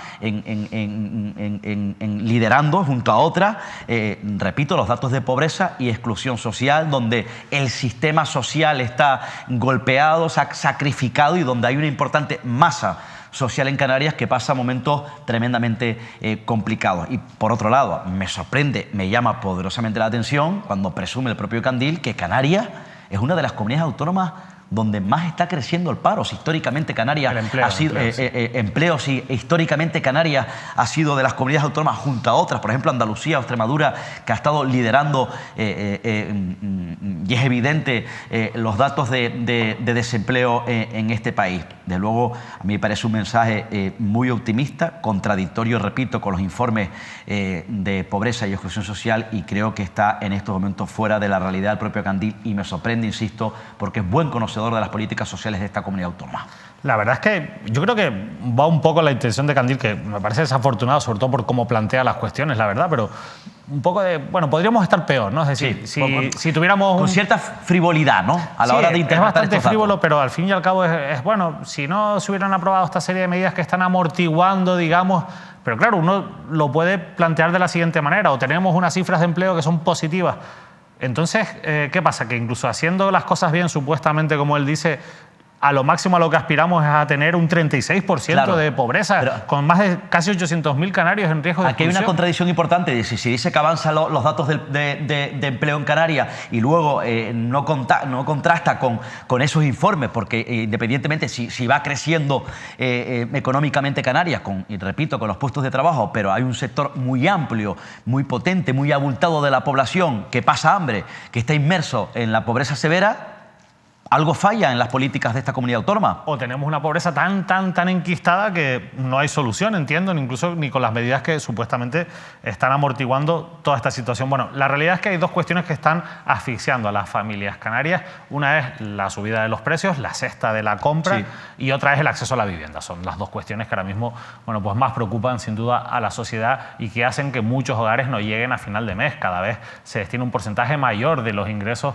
a poder tener una vivienda. ¿Quién puede tener una vivienda en régimen de alquiler o en régimen de propiedad? Pero también es verdad que cada vez se nos hace más caro comprar productos básicos y productos no tan básicos, productos del día a día en los supermercados y en los hipermercados. Bueno, quien lleva denunciando esta situación durante muchísimo tiempo, quien está apegados a la calle, son los compañeros y compañeras de la acampada reivindicativa Lolo Dorta. Ellos, por ejemplo, han solicitado al Parlamento de Canarias la declaración de la emergencia alimentaria. Ellos siguen cuestionando cómo se mueven las empresas públicas de viviendas, por ejemplo, Visocan, del Gobierno de Canarias, o el ICAB, el Instituto Canario de la Vivienda, y las dificultades que tienen muchas familias para acceder a una vivienda pública o tener opciones de tener, pues, por ejemplo, un alquiler social. Bueno, como digo, ellos están muy apegados a la realidad y por eso queríamos, más allá de la frivolidad de los datos, preguntarle a Eloy Cuadra, a su portavoz, cómo está la situación, cómo lo ven ellos, si ellos creen que realmente está habiendo mejoras, que hay cosas positivas, o cuál es la realidad que ellos perciben en la calle. Eloy Cuadra, muchas gracias por atendernos. Muy buenas noches. Buenas noches, Óscar, David. Dejo esa pregunta ahí. ¿Está mejor la cosa? ¿Ustedes notan algún tipo de mejoría en la calle? Pues no, la única mejoría responde a datos macroeconómicos que no tienen nada que ver lo que ha hecho el Gobierno de Canarias. Y la realidad de Canarias es que la gente tiene que vivir bajo un techo y tiene que comer. Y ni la vivienda ni la alimentación, bueno, pues tenemos el precio de la vivienda disparado, ya es prácticamente imposible alquilar una vivienda para un canario de sueldo medio. Lo último el último dato, un estudio que se hizo hace un par de días lo publicaron, pues por lo visto ya no hablamos de la vivienda, sino de una habitación. En Las Palmas de Gran Canaria el precio medio del alquiler de una habitación ronda los 500 euros y en La Laguna o Santa Cruz de Tenerife ronda los 400 euros una habitación. Si nos vamos a mirar ya lo que puede costar un piso de 2 habitaciones o 3, pues 800, 1.000 euros, 1.000 y pico euros, con los salarios más bajos de España, pues ya me dirán, y a esto le sumamos la cesta de la compra más cara, yo creo que casi comparativamente del mundo. Nosotros, aprovecho para anunciarlo, hace cosa de un mes y pico, creamos una plataforma, la Plataforma Canaria frente a la emergencia alimentaria, que como bien comentaba David, hemos pedido que se declare la emergencia alimentaria, acompañada de una serie de medidas, pero es que hicimos una comparativa de precios, nos fuimos a Madeira, nos fuimos a Alemania, nos fuimos a Inglaterra, nos fuimos a Madrid, a esos 4 sitios. En todos los sitios la alimentación era más barata que Canarias. O sea, una isla con los mismos problemas que Canarias, los precios, pero brutalmente más baratos. Alemania, con un salario medio de 4.000 y pico euros, los canarios son 1.500 y algo, no pasa de 1.500, pues esa es la realidad, es imposible. Interrumpa, entonces entiendo que con una misma cesta de la compra, con los mismos productos, en sitios tan dispares como Madeira, Madrid o Alemania, tienen esos lugares unos precios más bajos que comprando los mismos productos en Canarias. Por supuesto, la papa, porque todo esto empezó a raíz de la crisis de la papa, que no es una crisis, que era una especulación brutal, que lo decían hasta consejeros de cabildos y demás. Ahí planteamos las primeras acciones en Alemania, que tenemos canarios que viven en Alemania porque aquí no encontraban trabajo. Nos hicieron el estudio, el kilo de papas a 90 y pico céntimos. Y en el resto de sitios, pues por el estilo, hasta en Inglaterra, donde se supone que tenían el escarabajo ese, el kilo de papa estaba a una libra, 1 euro y pico, cuando aquí lo teníamos a 5 euros y 6 euros. Ha llegado hasta el kilo de papa. Pues esto es la tormenta perfecta que tenemos en Canarias entre la cesta de la compra y la vivienda. Pues muy mal, muy preocupados. No parece que se estén dando pasos. Nosotros lo primero que le pedimos al consejero de Agricultura y a la consejera de Asuntos Sociales, con los que nos reunimos, que declararan la emergencia alimentaria. Nos dijeron que sí, pero no, que lo iban a llevar a Consejo de Gobierno. Nada de nada, que iban a crear una mesa transversal para trabajar con distintas consejerías. Le llevamos 11 medidas, que se dice pronto, 9 medidas a corto plazo y 2 a medio plazo, que son competencia del Gobierno de Canarias para bajar los precios de la cesta de la compra. Si te he visto no me acuerdo, no sabemos absolutamente nada. Con el tema de la vivienda, nos llevamos ya años, la legislatura pasada nos la pasamos entera con la acampada con el compañero Lolo, que si luego hay tiempo me gustaría decir unas palabras de cómo va el tema de Lolo Dorta. La propuesta de vivienda está, lo que sabemos es que ahora está el mantra de la colaboración público-privada con Visocan. Ya sabemos lo que significa esa colaboración público-privada, significa dinero a las constructoras para construir más, cuando tenemos 211.000 viviendas vacías en Canarias, según el último dato del INE. Pues esto es lo que tenemos. Hace un par de días supimos que ha entrado de consejera en Visocan la señora María Salud Gil, que es la presidenta de los constructores y de los promotores de Gran Canaria. ¿Para qué va a entrar? Pues para mandar dinero a borbotones a las constructoras para seguir metiendo ladrillo cuando tenemos 211.000 viviendas vacías en Canarias. El 20% de las viviendas que hay en Canarias están vacías. La mayoría, muchas de ellas pertenecen a fondos buitres. ¿Por qué no se negocia con ellos? Pero bueno, estos son los gobiernos los que hemos votado. Óscar. Sí, por cierto, la presidenta de la patronal de la construcción en la provincia de Las Palmas, que entiendo que entra en Visocan por la cuota del Partido Popular, porque es una señora muy próxima al Partido Popular. No lo digo yo, de hecho fue en su momento, aunque dio un paso a un lado rápido, fue candidata del Partido Popular a la alcaldía de la ciudad de Las Palmas. Eloy Cuadra, hablabas de Visocan. En estos momentos, en la actualidad, ¿está cumpliendo con su objetivo Visocan, la empresa pública de vivienda, para construir viviendas sociales? ¿O sigue siendo, insisto, ineficaz, repito, para tratar de abrir ese abanico a todas aquellas familias en Canarias que están desesperadas buscando una vivienda, teniendo en cuenta que además, como tú bien sabes, Eloy, la Dirección General de Vivienda lleva más de 20 años sin construir viviendas sociales en esta comunidad autónoma? Pues Visocan no cumple en absoluto. Cuando es el único instrumento que tiene el Gobierno de Canarias para comprar viviendas ya construidas, no lo está haciendo. No se compra ni una sola vivienda de estas que hablamos que están vacías, no se pone nueva vivienda en el mercado, el ICABI no tiene vivienda, Visocan, la que tiene, está empezando a plantear demandas de desahucio, las famosas 358 viviendas que negociaron el compañero Lolo Dorta y Isma Évora, presionando que el alcalde Bermúdez y Clavijo, cuando estaba en la oposición, y Bermúdez no se ha cansado de anunciarlo, que ellos compraron esas 358 viviendas, pues ahora Visocan los quiere echar a la calle a la mayoría de la gente de ahí, de las familias que no tendrían dónde ir. Están presentando demandas de desahucio, diciéndole que se tienen que ir. Pues no sabemos qué pretende Visocan. A la propia viuda de Lolo Dorta, que tenía un contrato de alquiler social, también, aprovechando que Lolo Dorta falleció, también Visocan la quiere echar a la calle a ella y a su hija. O sea, es una política errática que no se entiende, salvo porque quieran meter a gente a poder adquisitivo medio, porque Visocan siempre habla de alquileres asequibles y al final pues te saca unos alquileres de 500 euros, casi a precio de mercado. Eso no es una empresa pública con los índices de pobreza y de paro y de precariedad. No puede estar pensando en dar vivienda a 500 euros. Eloy, tú estás contando a esta hora de la noche que la esposa de Lolo Dorta y su hija, con la desgracia, la pena, la tristeza que han tenido después del fallecimiento de Lolo, que luchó por muchas familias en Canarias, en estos momentos están en riesgo de desahucio. Pues sí, porque Visocán, quien había un acuerdo de un contrato de alquiler social, se muere Lolo Dorta y de repente empiezan a mover papeles, que se tiene que ir, le empiezan a pedir informes, sale una factura de luz para hacerle una instalación en su casa muy elevada.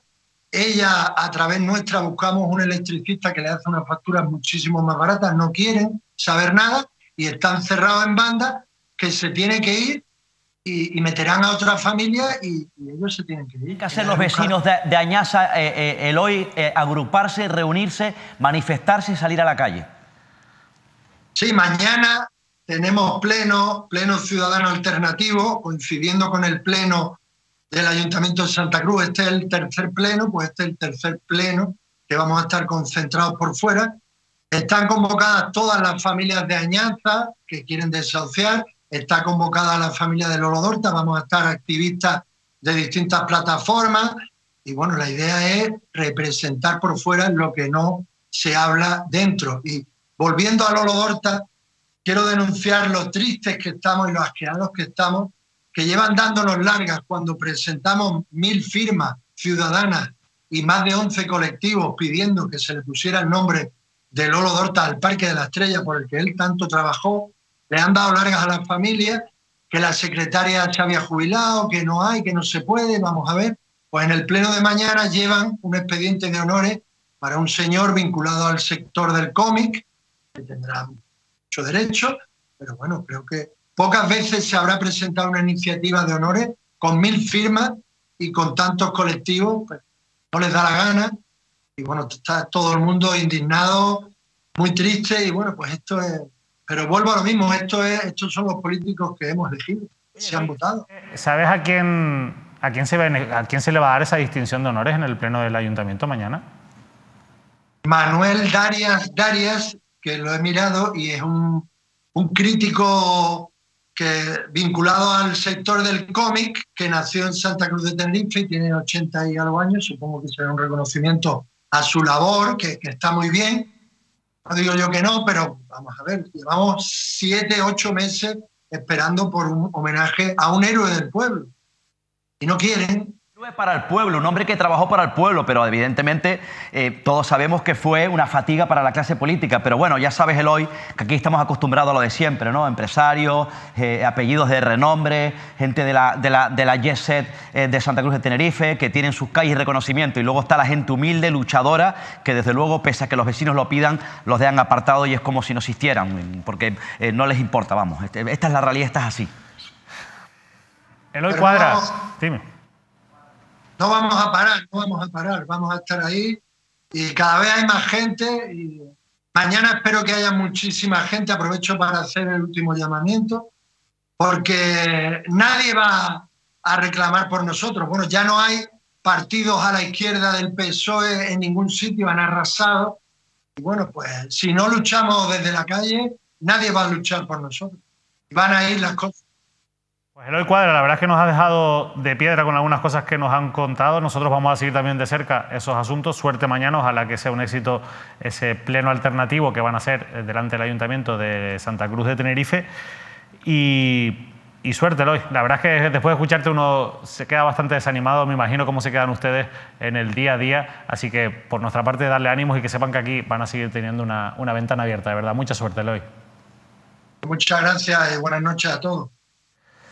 Me he quedado de piedra. Seguro sí. que esta persona del sector del cómic, el señor Darias, se merece ese reconocimiento, pero lo de Lolo Dorta lleva meses. Y a que mientras no se termina de hacer el reconocimiento que tantas personas han pedido para Lolo Dorta, mientras eso no ocurre, se está desahuciando a su viuda, a su, sí, a mí me parece, mujer. Me parece es terrible. Eso que acaba de contar Eloy Cuadra es un despropósito y es una vergüenza. Es decir, independientemente del resto de familias, porque ya saben que esas empresas es una adquisición, una operación que hizo el Ayuntamiento de Santa Cruz junto a Clavijo, junto a Cristina Valido en su momento, con el Banco Santander, para salvar a más de 300 familias. Y que ahora estén en riesgo de desahucio esas familias concretas, repito, si no me equivoco, en el barrio de Añaza, sí, Santa Cruz de Tenerife, y que de luego yo me he quedado de piedra. A mí me parece una vergüenza esto, que hay que denunciarlo, aparte de todas esas familias, que la esposa y la hija de Lolo Dorta, un luchador activista que luchó,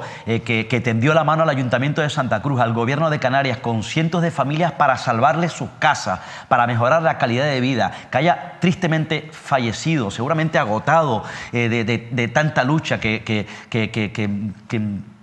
haya muerto con ese desespero para salvar la vida a las personas, y que en estos momentos su esposa y su hija estén a punto de perder una casa. Esto es una vergüenza, esto da mucha pena y esto es muy, pero que muy triste. Por cierto, hablaba en este caso el propio Eloy Cuadra acerca del Ayuntamiento de Santa Cruz, nombraba al Partido Socialista. No sé si te has dado cuenta, David, no sé si tienes la reflexión, la sensación que tengo yo, de decir, está muy cómodo. ¿Dónde está el Partido Socialista? Está muy cómodo Coalición Canaria y el Partido Popular. Gobiernan cómodamente Bermúdez y Carlos Tarife, porque el Partido Socialista está absolutamente desaparecido. Puntualmente alguna rueda de prensa, puntualmente algún discurso, evidentemente, bueno, pues con su presencia en el Pleno, poca fiscalización diaria, por lo menos no lo nota la ciudadanía, porque el Partido Socialista en la capital tinerfeña tiene un problema: solo está cuando mantiene el poder. Cuando está en el poder, se mantiene. Aparece. Cuando está en la oposición, no existe. Pues hace falta, porque después de la desaparición de Unidas Podemos del Pleno, o sea, realmente la crítica que queda a la oposición es el PSOE. En estos momentos no hay oposición. Si el PSOE no está, harán lo que les dé la gana. No hay oposición en el Ayuntamiento de Santa Cruz. Igual que el PP en el Cabildo de Gran Canaria, o que la oposición es fundamental. Desde luego, porque para eso están, para eso lo eligieron los ciudadanos. Ellos tienen que fiscalizar el día a día de la ciudad de Santa Cruz de Tenerife. Pero repito, cuando pierden el poder, el PSOE en Santa Cruz desaparece. Cosa curiosa. Bueno, cambiamos de tema. Bueno, ya lo han visto. Según la campaña reivindicativa Lolo Dorta, el Gobierno de Canarias, a través de una empresa pública, Visocan, está mandando notas de desahucio, está activando demandas de desahucio en los juzgados contra esas familias del barrio de Añaza que viven en unas viviendas que eran de un fondo buitre, y que compró el Gobierno de Canarias en 2018. Y ahora los están desahuciando, entre ellas la mujer de Lolo Dorta, la viuda de Lolo Dorta. No vamos a parar con este asunto, vamos a seguir preguntando y buscando reacciones. Es la primera noticia que tenemos, pero vamos a hacerle un seguimiento porque nos parece tremendo, incomprensible, y no puede ser que ocurra algo así, la verdad. Bueno, vamos a cambiar de asunto porque saben que es el segundo día que están en funcionamiento las nuevas medidas aplicadas a la autopista del norte en la isla de Tenerife, a la TF5. Recuerden que se ha cerrado uno de los accesos principales a la autopista, el acceso de Guamasa, y que, bueno, pues de esta manera se ha intentado descongestionar la autopista, la TF5. Esto se ha conseguido, en principio es lo que parece que nos trasladan los usuarios y usuarias, pero ¿a cambio de qué? Bueno, pues a cambio de congestionar y de colapsar las vías secundarias, las vías paralelas, como están viendo en estas imágenes. Bueno, nosotros hemos querido ir a comprobarlo y hoy nuestro compañero Ardiel Rodríguez ha estado en las colas de la autopista del norte de Tenerife.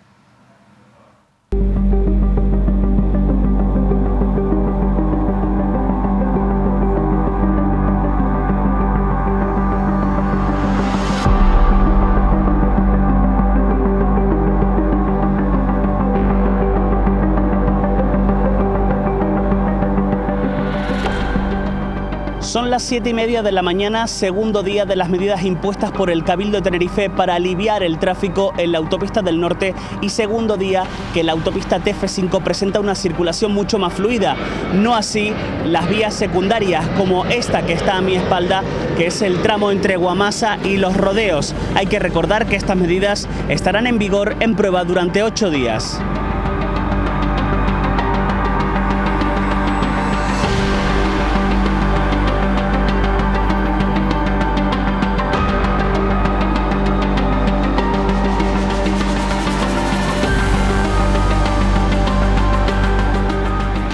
Hoy hoy sí, ayer hubo más tráfico que hoy, bastante más. Yo creo que no, que esto no es efectivo. Eso era de suponer que no es efectivo. Mira, el problema que hay es que es complicado, porque mientras que la autopista no tenga sino 2 salidas en la parte de abajo, pues poco se hace. Actualmente hoy está mejor por la autopista, por los coches están acarrizados por arriba por la vía de la Esperanza, salida para Encheta, muchos coches. Lo que tendrían que hacer es que pusieran un tranvía para el sur y otro para el norte. Es la única forma que podría eliminar el tráfico, porque cada día hay más tráfico y la misma carretera.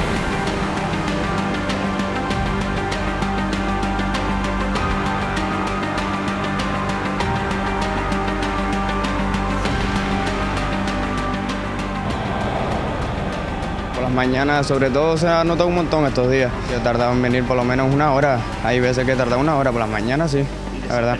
Exagerado, sí.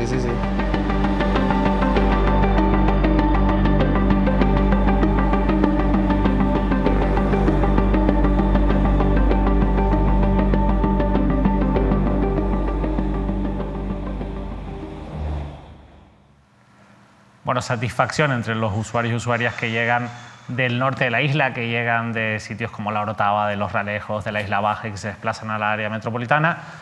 No tanta satisfacción y mucho menos indignación más bien en los vecinos y vecinas de la comarca nordeste de la isla, de zonas como Guamasa, El Portezuelo, Tejina, Valle de Guerra, que están sufriendo pues esos colapsos de las vías secundarias al haberse cerrado ese acceso a la autopista por Guamasa. La realidad es que en cualquier caso estamos ante una medida de prueba, son 8 días laborables los que va a estar en marcha, ya llevamos 2 esta iniciativa y si funciona, veremos lo que concluye el Cabildo de Tenerife.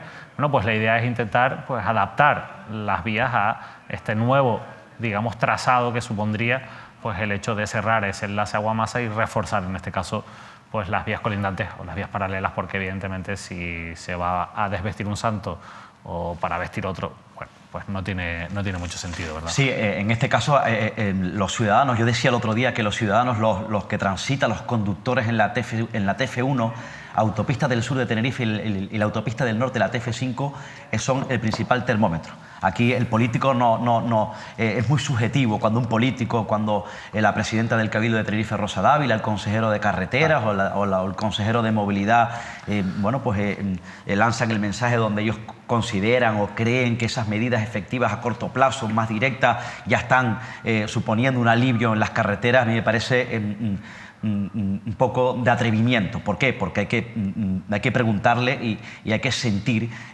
la sensación que tienen, insisto, los que diariamente cogen la TF5 y la TF1, porque habría que ver si los determinados políticos están al frente de las áreas de carretera de movilidad, diariamente transitan por la autopista del norte o por la autopista TF1 sur de la isla de Tenerife. Esta es una prueba piloto, como decía, habría que ver el resultado que tiene. El cierre en la TF5 a la altura de Guamasa, pero insisto, aquí las medidas cortas, directas, como las que están empleando, tengo la sensación que no van a ser efectivas, porque Tenerife requiere de un plan contundente, potente de movilidad, también muy complicado porque hablamos de más de 20 años en la isla de Tenerife, más de 20 años en la isla de Tenerife, los conductores, los tinerfeños soportando esta situación grave y lamentable. La verdad es que yo creo que has dado las claves, ¿no? O sea, yo creo que al final esto responde a la sensación de los conductores y conductoras, es que responde más a un tema de improvisación que de planificación, que es lo que hace falta en cuanto a movilidad en la isla de Tenerife. Pero bueno, por otro lado también yo creo que es agradecer que se intente hacer cosas. Sí. Yo creo que es importante, aunque al final nos cogen a los ciudadanos como conejillos de Indias, es verdad que llevamos 20 años intentando hacer cosas. Coalición Canaria, PSOE y el Partido Popular. Que por cierto, decía Rosa Dávila... Es mucho más complejo. Decía Rosa Dávila, esto es un asunto muy complejo. Decía Rosa Dávila, la presidenta del Cabildo de Tenerife de Coalición Canaria, que en este mandato, en lo que llevan de mandato de gestión al frente del Cabildo, han hecho más que 4 años en el anterior mandato. Yo creo que eso no se lo cree nadie. Bueno, en cualquier caso, la realidad es que tú dabas también hacías un apunte muy importante, y es que, claro, al final nos centramos mucho, y los periodistas los primeros tenemos ese defecto en lo que ocurre en la TF5, la autopista del norte, y quizás son más llamativas esas colas por distintos motivos, pero la realidad es que se habla poco o se actúa poco sobre la TF1, tú lo comentabas antes, sobre la autopista del sur, que cada vez está más colapsada, cada vez sufre más atascos y cada vez lo sufre en zonas distintas, con lo cual hay una indignación muy grande entre los usuarios de la TF1, de la autopista del sur, y allí todavía parece que ahora estamos centrados en la autopista del norte, pero habría que también poner el foco, ¿verdad, Óscar? Ya, me parece esto tercermundista. Yo decía el otro día que no solamente lo que provoca el retraso en los horarios de trabajo, a la hora de acceder al trabajo, a los colegios, el desespero, trastoca el día a día, mañana, tarde y noche de los conductores, de la familia. Psicológicamente es muy duro, porque ya saben además también que hay gente que se tiene que levantar desde el norte o el sur de Tenerife a las 5 de la mañana para estar a las 7 y pico de la mañana en un puesto de trabajo. Hay gente que viene mucho antes y duerme en los coches cerca de los trabajos para no tener que soportar esas colas. A mí me parece esto inhumano. Aparte, lo que provoca, como yo decía también el otro día, un paro a la fluidez económica de la isla. Esto solamente ocurre en escenarios o en sitios tercermundistas. Y permítanme que lo diga, esto de las colas, después de 20 años sufriendo colas en las autopistas tinerfeñas, permítanme, me perdonen, pero esto es tercermundista. Bueno, continuamos. La noticia judicial, sin duda, de los últimos días la adelantaba ayer el periódico El Día. Ven este titular. La jueza archiva el caso Geneto y exonera a Ricardo Melchor y a Carlos Alonso, expresidentes del Cabildo de Tenerife. La jueza del caso no encuentra indicios de delito en la adquisición de los terrenos de la ciudad deportiva del Club Deportivo Tenerife por parte del Parque Científico y Tecnológico de Tenerife. Vamos a ver un extracto de ese auto emitido por la jueza que ha decidido ese sobreseimiento provisional y el archivo de la causa. Y ahí ven, lo dice claramente, después de un nuevo examen de las actuaciones permite concluir que no queda acreditada la comisión de delito alguno por los investigados, ya que no se ha generado daño a la entidad, no se han perjudicado fondos públicos ni se deduce alcance contable en ellos, de manera que no cabe interpretar en ningún caso ilícito contable, o al menos así se deduce de la prueba practicada. Esto es una parte del extracto del auto de la jueza que no se ha complicado, teniendo en cuenta que la propia Fiscalía Provincial, que en su día denunció los hechos, que en su día fueron denunciados por el propio interventor del Cabildo de Tenerife, pues se ha adherido a esa petición de archivo que habían hecho pues, la defensa de algunos de los investigados, como el caso de Carlos Alonso. Y así lo concluye en un extenso escrito de la Fiscalía, pues en este caso el Ministerio Público, que también asegura que en virtud de todos los antecedentes que cuenta y que van en línea un poco con lo que decía la jueza, no existen elementos de convicción suficientes que sugieran un juicio indiciario de probables responsabilidades penales de los coinvestigados citados, sin perjuicio del reproche en otra sede y sin entrar a valorar documentación reciente sobre discrepancias en las tasaciones que se aportaron como documentación por la testigo María Elena Rodríguez Hernández, ex consejera delegada del ITER. Procede, por tanto, decretar el sobreseimiento provisional de las actuaciones. Así lo ha concluido también el Ministerio Fiscal y, por tanto, con esa petición de las partes, con en este caso la decisión de la Fiscalía de sumarse también a esa petición de archivo, la jueza ha decidido, lógicamente, archivar el caso Geneto, un asunto que, como decía, fue denunciado en su momento por el interventor insular, por el señor Antonio Mesía de Iraola, al que se sumó el propio Cabildo, que puso los hechos, cuando gobernaban coalición Partido Socialista y Ciudadanos, puso los hechos en conocimiento de la Fiscalía. La Fiscalía realizó una extensa investigación que duró en torno a un año y finalmente presentó una denuncia por presunta prevaricación y malversación. Es la propia Fiscalía la que ahora da marcha atrás después de más de un año de instrucción y después, sobre todo, de toda la documentación que ha aportado las defensas de las partes, especialmente la defensa del expresidente Carlos Alonso. Óscar. Lo has contado con mucha precisión. Bueno, como la jueza o el juez del caso señala en ese auto, no queda acreditada esa comisión de delito alguno por parte de los investigados. Saben que hablamos de investigado, el que fue presidente, el histórico y conocido presidente del Cabildo de Tenerife, Ricardo Melchor, el expresidente también, el sucesor de Ricardo Melchor, el expresidente de la institución Carlos Alonso. Tanto el señor Melchor como Carlos Alonso ya han dado un paso atrás, están retirados de la primera línea política, aunque militan en Coalición Canaria, y luego el que fue durante varios mandatos director general de carreteras del gobierno autónomo, el tinerfeño, hombre de Adeje, José Luis Delgado, que bueno, en este caso ya está fuera de la política porque, como saben ustedes, momentáneamente el Partido Socialista ya no gobierna en esta comunidad.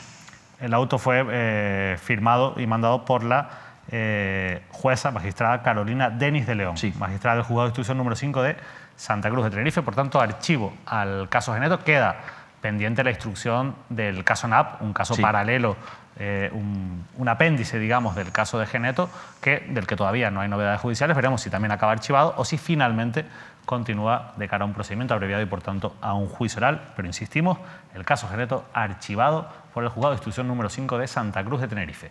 Y cerramos el programa de hoy en Lanzarote, porque allí hemos vuelto a vivir unas imágenes lamentables, imágenes que sacan la cara más violenta del deporte. Ocurría en un partido de fútbol amateur en el municipio de Arrecife, la capital de la isla de Lanzarote. Vean, estas imágenes nosotros las hemos extraído, son imágenes grabadas por una persona que se encontraba en el público. Yo las veía en el periódico La Provincia en el día de hoy y la verdad es que lamentable. Otro caso más, Óscar, sí, de violencia en el deporte. Sí, lamentablemente, otro caso más. No son hechos puntuales, porque esto está ocurriendo mucho, lamentablemente, en distintos campos de Canarias. Además, encuentros deportivos, de fútbol, de menores, de chicos y chicas, donde los propios menores están al margen de esas peleas, porque suelen ser lamentablemente los propios padres y madres entre ellos los que alteran en las gradas, los que provocan esa sensación de violencia y los que son protagonistas de casos de violencia, que es lo más grave y lo más lamentable, porque menudo ejemplo dan algunos personajes, algunos padres y madres en los campos deportivos, independientemente del delito, es decir, que les pueda acarrear por parte de la justicia.